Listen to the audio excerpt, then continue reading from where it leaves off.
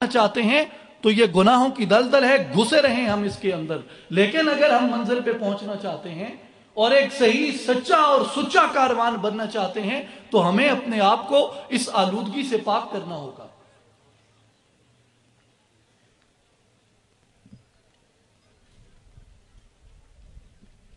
اور آپ دیکھیے کہ بالخصوص مسلم معاشروں میں، اسلامی معاشروں میں، پھر بالخصوص پاکستانی معاشرے کے اندر آج اس تہذیبی الغار کو اگر آپ سمجھیں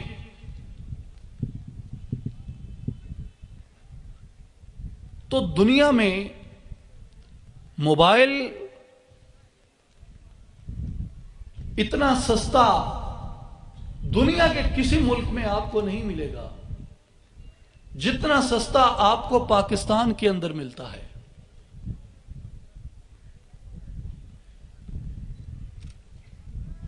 آپ کالز دیکھ لیں، آپ ایس ایم ایس دیکھ لیں، تمام موبائل فون کمپنیوں کے پیکیجز آپ دیکھ لیں، اور بالخصوص وہ جو پیکیج دیتے ہیں اس پیکیج کے اوقات کار کا آپ اگر تھوڑا سا معائنہ کریں کہ کس کو وہ اوقات کار اپیل کرتے ہیں اور کس کے لیے وہ اوقات کار موزوں ہیں. کون سا ایسا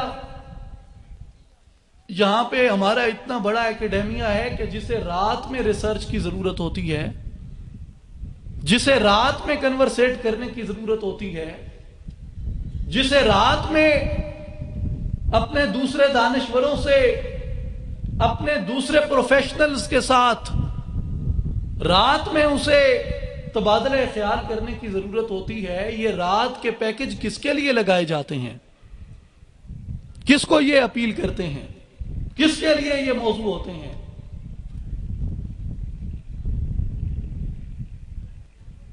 کس کی سوچ کو کس راہ پہ ڈالنے کے لیے یہ لگائے جاتے ہیں؟ ہم نے یہ کبھی سوچا نہیں. اگر کبھی سوچا ہے تو ہم نے اس جرم کے خلاف جو ہمارے قومی میڈیا میں کیا جاتا ہے، جو ہمارے سرکاری اداروں میں کیا جاتا ہے، جو ہماری بڑی بڑی یہ multi national mobile phone companies کرتی ہیں، ہم نے کبھی اس کے خلاف آواز نہیں اٹھائی. ہم نے کبھی ان سے احتساب نہیں چاہا کہ تم کس کو اس کے اوپر چلانا چاہتے ہو. اور پھر ہمارے ٹیلی ویژنز کے اوپر اس کے جو بےہودہ اشتہارات چلائے جاتے ہیں، ان کے اندر جو میسج دیا جاتا ہے ہمارے نوجوان بھائیوں کو، ہماری نوجوان بہنوں کو، ہماری نوجوان بیٹوں کو، ہماری نوجوان بیٹیوں کو، کیا یہ ہم نسل تعمیر کر رہے ہیں؟ کیا یہ ہم معاشرہ تشکیل کر رہے ہیں؟ کس سمت میں ہم جا رہے ہیں؟ اور اس کے نتیجے میں آپ دیکھیں، آپ انٹرنیشنل ویب سائٹس کے اوپر جا کر دیکھیں جو آپ کو بتاتی ہیں کہ آج پاکستان کے اندر پروسٹیوشن ریشو کیا جا رہی ہے. روزانہ پاکستان میں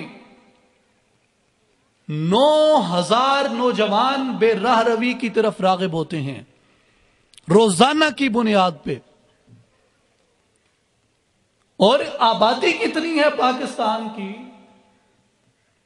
اور کتنا عرصہ مزید لگے گا اس پورے معاشرے کو بے راہ رو ہوتے ہوئے؟ اگر روزانہ کی تعداد میں 9,000 نوجوان بے راہ روی کی طرف راغب ہوں، کیا یہ ہم نسل تعمیر کر رہے ہیں؟ کیا یہ ہم کاروان تشکیل دے رہے ہیں؟ اور اس کا مجرم کون ہے؟ اس کا مجرم میں ہوں اور اس کے مجرم آپ ہیں. اور تیسرا تو کوئی مجرم نہیں ہو سکتا. اس کا مجرم میں ہوں اور اس کے مجرم آپ ہیں. کہ ہم خود اس راہ پہ چل پڑے اور ہم نے اپنے بیٹوں پہ، اپنی بیٹیوں پہ، اپنے بھائیوں پہ، اپنی بہنوں پہ، اپنے اہل خانہ پہ ہم نے اس کا کوئی احتساب نہ رکھا اور اس کی کوئی اکاؤنٹیبلٹی نہ رکھی، اور مجھے بتائیں کہ گھر کے اندر آپ اس کی اکاؤنٹیبلٹی کر کس طرح سکتے ہیں، آپ اس کا احتساب کر کس طرح سکتے ہیں؟ میرے بھائی اور بزرگوں، میرے 3 سوال ہیں آپ سے۔ کیا موبائل فون ٹیکنالوجی آنے سے پہلے سستی فون کالز اور ان سستے ایس ایم ایسوں کی، ان میسیجز کی بہتات سے پہلے کیا ہم زندہ تھے یا ہمیں کوئی موت لاحق ہو چکی تھی؟ اور کیا اگر آج یہ چیزیں ہمارے درمیان نہ رہیں تو کیا ہم زندہ رہیں گے یا ہمارے اوپر موت طاری ہو جائے گی؟ اور تیسرا میرا سوال آپ سے یہ ہے کہ آخر اس ایڈوانسمنٹ کی ہمیں ضرورت کیا ہے؟ مجھے اس کی ضرورت بتائیے۔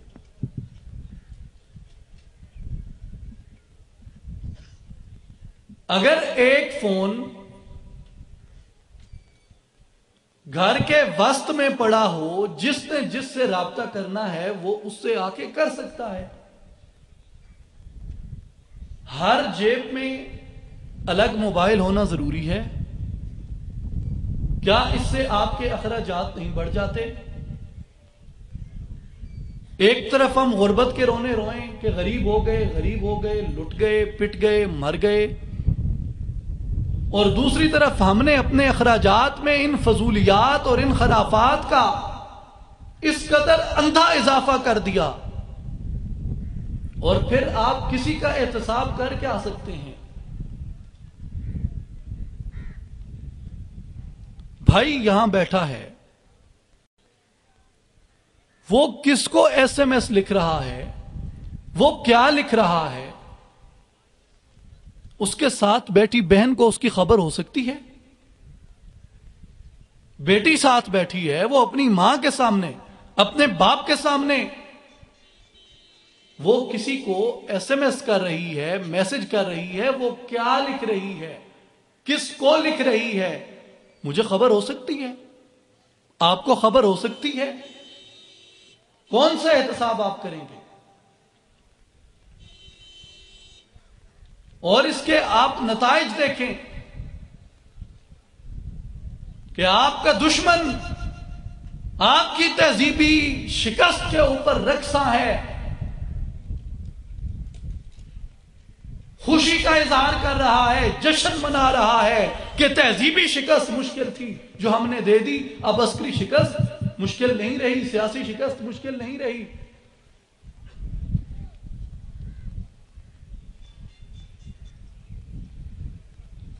اور پھر ایک سوال یہ اٹھایا جاتا ہے ایک نام نہاد روشن خیال طبقے کی جانب سے کہ مغرب کے اندر بھی یہی عریانی ہے، مغرب کے اندر بھی یہی بدتمیزی ہے، مغرب کے اندر بھی یہی فحاشی ہے، وہاں پہ تہذیبی شکست کیوں نہیں ہوئی؟ وہاں پہ ان کے نوجوان اس الٹ ڈھیر میں شکار ہو کے وہ سیاسی طور پہ کمزور کیوں نہیں ہوئے؟ پہلی بات تو یہ ہے کہ ان کی تہذیب ہی نہیں تھی جسے شکست ہوتی۔ شکست تو تہذیبوں کو ہوتی ہے، جہاں تہذیب ہی نہ ہو وہاں شکست و فتح کا کیا تصور؟ ان کی تو تہذیب پہ راہ روی تھی، وہ تو تہذیبی شکست میں مبتلا نہیں ہوئے۔ اور دوسری بات کہ مسلم معاشروں میں یہ وجہ زوال بنتی ہے، ان کے معاشروں میں یہ وجہ زوال نہیں بنتی۔ آپ بلم بور کے واقعے کی طرف دیکھیں۔ بلم بور جو حضرت موسیٰ علیہ السلام کے زمانے میں ایک بہت بڑا عالم تھا اور کہا جاتا تھا کہ وہ مستجیب الدعوات ہے، اس کی دعائیں قبول ہوتی ہیں، وہ جو دعا کرتا ہے وہی دعا قبول ہوتی ہے۔ تو پھر جب حضرت موسیٰ کی فوج برسر پیکار تھی کفر کے خلاف، اس وقت بلم بور کے پاس حضرت موسیٰ کے دشمن جاتے ہیں اور وہ حضرت موسیٰ کی فوج کی شکست کے لیے بار بار بلم بور کو دعاؤں کا کہتے ہیں، بار بار وہ بلم بور کو دعاؤں کا کہتے ہیں۔ بلم بور دعا کرتا ہے حضرت موسیٰ کی شکست کے لیے، پورا واقعہ اس کا بڑا دلچسپ اور خوبصورت ہے. میں اس کے ایک جرنل ہنٹ صاحب کو میں بتا رہا ہوں کہ بلم بہور نے پہلے تو انکار کیا، پھر دعائیں کی اس نے حضرت موسیٰ کی شکست کے لیے، اور وہ دعائیں، وہ اس کی بد دعائیں جو تھیں وہ دعاؤں میں تبدیل ہو جاتی. لیکن جب وہ اپنے اس عمل سے باز نہ آیا تو اس کے بعد اللہ تعالیٰ نے اس کے چہرے پہ پھٹکار ڈال دی، اس کی شکل بگڑ گئی، اس کا چہرہ بگڑ گیا.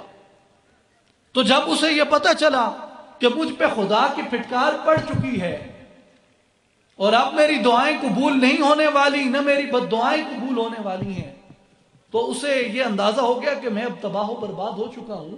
اس نے حضرت موسیٰ کے دشمنوں کو کہا کہ مجھے تو تم نے تباہ کرنا تھا سو کر دیا، لیکن اب ایک طریقہ ہے موسیٰ کی فوج کو شکست دینے کا، اور وہ طریقہ یہ ہے کہ 2 فحشا خواتین برہنہ حالت میں حضرت موسیٰ کی فوج میں داخل کر دی جائیں، اور اگر حضرت موسیٰ کی فوج کا ایک سپاہی بھی ان سے بدکاری کا مرتکب ہوتا ہے تو حضرت موسیٰ کی فوج سے برکت اٹھ جائے گی.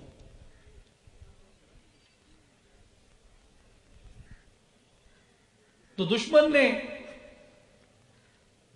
2 فحشا خواتین برہنہ کر کے حضرت موسیٰ کی فوج میں بھیج دی، اور ایک سپاہی منع کرنے کے باوجود بہک گیا اور پھسل گیا، اور ان سے وہ گناہ کا مرتکب ہوا، ان سے وہ زنا کا مرتکب ہوا، اور اس فوج سے برکت اٹھ گئی، اور نتیجے میں حضرت موسیٰ کی فوج کو شکست کا سامنا کرنا پڑا.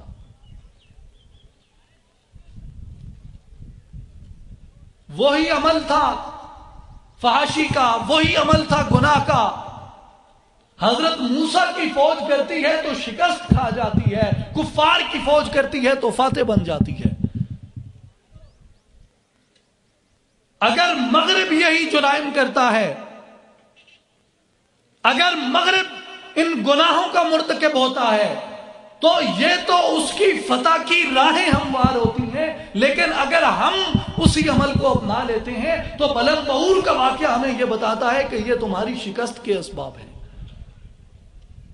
اور ہم نے ان کے طرز عمل کو اپنایا، اور ہم نے تصور یہ کیا کہ ہو سکتا ہے کہ ہم اس سے بچ جائیں گے. تو ایسا نہیں ہو سکتا. اسی لیے حکیم الامت حضرت علامہ اقبال رحمۃ اللہ علیہ فرماتے ہیں، اپنی ملت پر قیاس اقوام مغرب سے نہ کر. اپنی ملت پر قیاس اقوام مغرب سے نہ کر، خاص ہے ترکیب میں قوم رسول ہاشمی. کہ رسول ہاشمی کی امت، رسول ہاشمی کی قوم پہ اقوام ملت سے، اقوام مغرب سے اس کے اوپر قیاس نہ کرو کہ اس کی اجزائے ترکیبی مختلف ہیں. جو ان کی فتح کے اسباب ہیں وہ تمہاری شکست کے اسباب ہیں، جو ان کی شکست کے اسباب ہیں وہ تمہاری فتح کے اسباب ہیں. تمہارے اسباب، تمہارے وسائل وہ کبھی ایک نہیں ہو سکتے.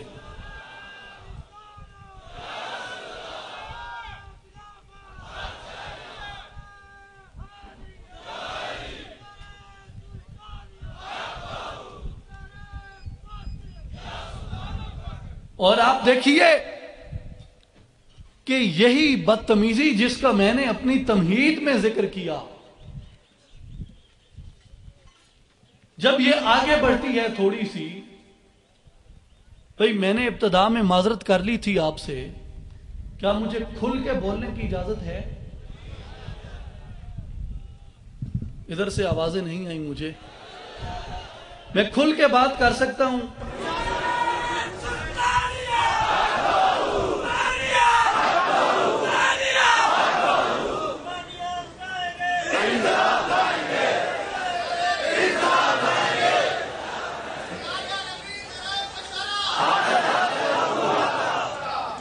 جب یہ بدتمیزی وہاں سے تھوڑی آگے بڑھتی ہے تو یہ کہاں پہ آ کے اپنا پڑاؤ کرتی ہے اور کہاں پہ آ کے ٹھہرتی ہے؟ شروع یہ ہوتی ہے اس پیکج کی دلکشی سے، اور وہاں سے ہم اسے آگے بڑھاتے ہیں، اور آگے بڑھاتے بڑھاتے بڑھاتے یہ محبت کی ایک داستان میں تبدیل ہوتی ہے، اور پھر وہ محبت جسے آج کا یہ جھوٹا اور فریبی انٹرٹینمنٹ میڈیا محبت کہتا ہے، جسے فحش شاعری اور یہ فحش ڈرامے اور یہ فحش فلمیں جسے محبت کہتی ہیں، وہ اس جھوٹی محبت کے فریب میں مبتلا ہوتے ہیں، جو کہ در حقیقت ایک جنسی خواہش کا نام ہے، ایک جذبہ شہوت کا نام ہے، وہ کبھی جذبہ محبت نہیں ہو سکتا، جسے حضرت علامہ اقبال نے ان الفاظ میں واضح کیا کہ عشق طینت میں فرو مایا نہیں مثل ہوس، عشق طینت میں فرو مایا نہیں مثل ہوس، پرے شہباز سے ممکن نہیں پرواز مگس، کہ شہباز کبھی مکھی کی پرواز نہیں اڑ سکتا، اور جو عشق ہے، جو محبت ہے، اس میں فحاشی کا، بے حیائی کا، عریانی کا عنصر کبھی شامل نہیں ہو سکتا، اور یہ محبت جسے ہم اپنے روزمرہ کے انٹرٹینمنٹ میڈیا میں دیکھتے ہیں، اور یہ محبت جو ہماری موبائل کمپنیوں کے ان دل نشین اور دلکش پیکیجز سے آگے بڑھتی ہے، اسے ہم کبھی محبت کا نام نہیں دے سکتے، اور پھر وہ آگے بڑھ کر ایک معاشرتی بغاوت